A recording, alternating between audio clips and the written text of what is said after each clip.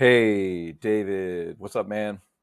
Happy to make this video for you explaining the TTM squeeze tool made popular by John Carter. Some people call it the John Carter squeeze tool or the John Carter squeeze method.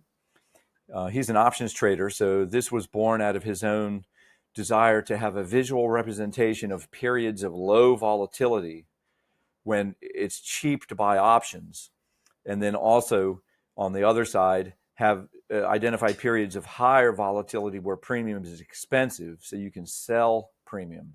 He's primarily doing a lot of selling of premium, but I use it as a momentum tool and also just as a confirmation of a setup to depending on my bias, either long or short. So let me just describe what it really is. So what the tool is a visual representation of the condition of the Bollinger Band in relation to the Keltner channel. So I made these edges of the Keltner, I made these lines of the Keltner channel very thick so you can clearly see them. And then these skinny lines are the Bollinger Bands. So a squeeze is when the Bollinger Bands get inside the boundaries of the Keltner channels. That's all a squeeze is. The different size dots, which I've made these dots based on size rather than color, so you can see it. The smaller dots is called a low compression squeeze. The super tiny dots are no squeeze. The next size up, these small ones, is a low compression squeeze. These ones that are like medium size are what's called a regular squeeze. And the large ones, it's hard to see, I know, but like there's three largest ones right in a row here. Look, there's two other really large ones right there. That's high compression squeeze. And what those different size dots refer to is how far inside of the Keltner channel the Bollinger Bands are. The further inside of the Keltner channel they are, the greater the compression of the squeeze. Another way to look at that is ATR. So the further in to the ATR, the further in they move, the greater the compression of the squeeze, which suggests and implies that when that energy releases, the move will be a greater than expected move, which is also an options term.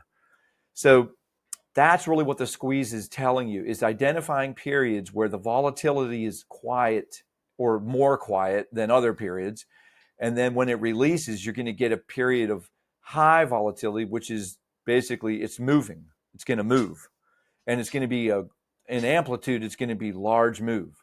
That's really what the squeeze is showing you if you're a swing trader looking for entries. All right. So, and you don't have to messy up your chart with the Bollinger Bands and the Keltner channel. You just put this tool on there. So now this is a weekly chart, but really what this squeeze was saying is look how flat the histogram went to nothing. So there's no momentum in here. Even though price moved $15 or $10 at a time, there's a weekly chart. But overall, compared to the overall structure, this is a period of low volatility right here. So if you had a long bias, you would be accumulating longs down here in these supply demand zones. And by the way, I would never use this tool on its own, as you already know about all that. No method should be used on its own. You got to use 2, 3, 4 different methods combining and learn how they operate and learn how they what they do together. And then that can be something you can add to your arsenal. And I don't always use squeeze, but I do use it a fair amount in combination with these supply demand zones. And the other thing about it is the histogram. So once the squeeze releases, see how this went from high compression squeeze back to low compression. And as it's releasing, the dots are going to disappear. See how once a trend starts, these dots, you get back to the medium compression, then you go to the low compression once the trend is already cruising. Look at all these green candles after a period of chop, flat histogram down here, no trend at all. And then all of a sudden, you get the lower compression dots, and then you get the super low compression dots, and then by then you're in the trend. So there you go. It works on all time frames. All right, man. I hope this helps. Ask me any questions you want. Good luck and have a great Sunday. Bye-bye.